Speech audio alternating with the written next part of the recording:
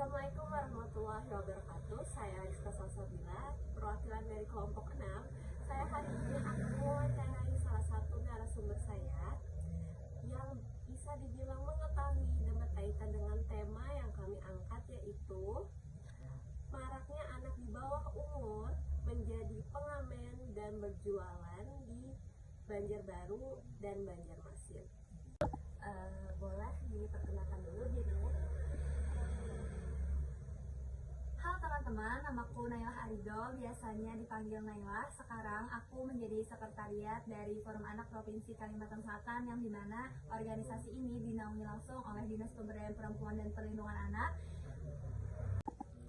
Di sini aku akan menjadi narasumber yang diminta untuk menjawab mengenai permasalahan-permasalahan anak yang ada di Kota Banjarmasin maupun Banjarbaru. Nah, dengan tema yang kami angkat itu kan temanya maraknya anak di bawah umur menjadi pengamen dan berjualan di Banjarbaru dan Banjarmasin. Nah, apakah hal ini terjadi karena dorongan orang tua atau keluarga itu sendiri, jadi harus menyuruh atau anak itu terpaksa melakukan hal yang seharusnya tidak mereka ikuti? Baik, untuk dari anak-anak yang maraknya sekarang menjadi pengamen ataupun penjual, biasanya mereka itu ada dua faktor. Jadi memang entah faktor dari memang keluarganya menyuruh atau memang keinginan dia sendiri. Karena dari beberapa kali saya ada kesempatan ketemu langsung dengan anak-anak yang terkait dengan hal tersebut, jadi saya menanyakan apakah hal ini nih ada dorongan ataupun paksaan dari suatu pihak atau keinginan diri sendiri. Tetapi untuk jawaban-jawaban yang saya selalu tangkap dan selalu saya dapatkan, mereka hanya menjawab bahwa ini hanya keinginan mereka sendiri karena mungkin menambah uang jajan, membantu orang tua dan lain-lain seperti itu. Oke, jadi bisa disimpulkan kebanyakan memang keinginan sendiri ya. Iya. Tapi mungkin bisa didorong juga faktor ekonomi ya. Iya, faktor ekonomi, karena tadi kan mau nambah uang jajan, ada yang pulang sekolah terus langsung lanjut jualan kayak gitu. Apakah selain faktor ekonomi itu ada faktor lain mungkin? Kalau faktor lain mungkin selain ekonomi, dari yang Nailah sendiri dapatkan itu hanya ekonomi sih kebanyakan, karena dari faktor ekonomi itu kan hal yang benar-benar alasan kuat mereka jadi melakukan hal tersebut. Jadi memang kalau selain faktor ekonomi sejauh ini kurang mengetahui, jadi karena memang alasan utamanya memang karena faktor ekonomi. Menurut Kanela nih, yang Kanela kan pernah ketemu langsung dengan anak-anak yang melakukan hal itu. Apakah anak-anak yang menjadi pengamen atau berjualan itu masih bersekolah atau memang mereka putus sekolah karena tidak ada biaya atau? Nah, untuk dari alasan anak-anak itu sendiri juga memang masih ada yang sekolah.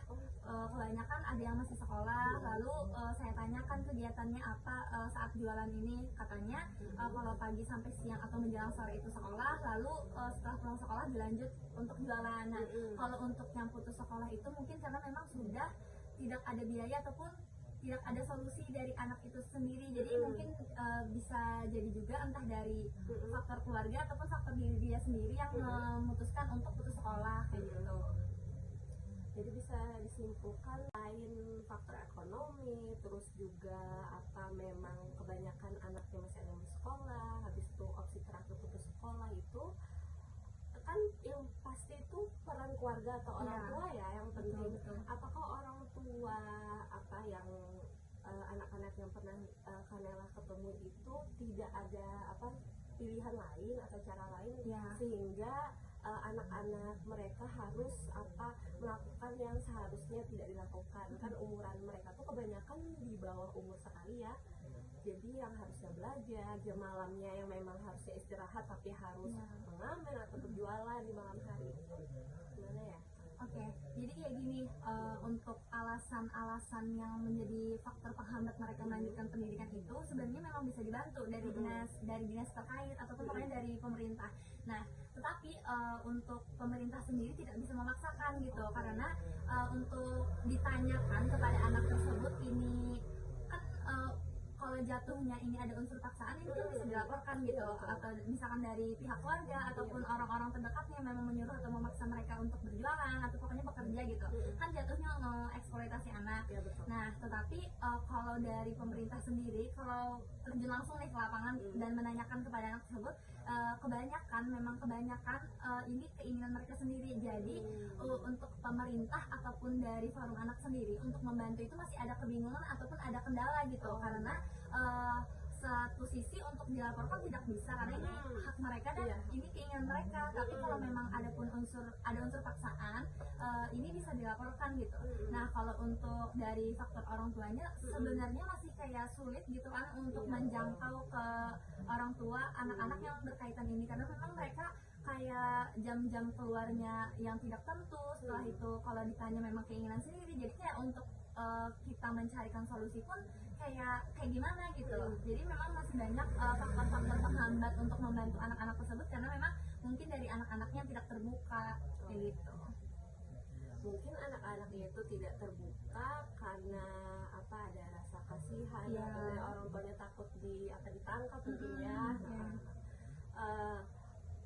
Untuk anak-anak atau keluarga yang ada permasalahan ini, apakah mereka sudah dapat bimbingan atau arahan dari instansi yang berwenang seperti kakak sendiri atau KPAI, dinas sosial kayak gitu? Ya, untuk sosialisasi atau itu pasti ada, selalu ada. Jadi selalu digaung-gaungkan oleh pemerintah setempat, oleh forum anak dan instansi terkait pokoknya. Nah, untuk oknum-oknum ataupun yang berkaitan tersebut memang masih kayak gimana ya, masih kurang menyadari gitu. Untuk orang tuanya juga mungkin tidak ada kesadaran atau kesadaran penuh untuk kayak memperjuangkan pendidikan si anak kayak gitu. Makanya masih banyak atau itu pasti ada, selalu ada. Jadi selalu digaung-gaungkan oleh pemerintah setempat, oleh forum anak dan instansi terkait pokoknya.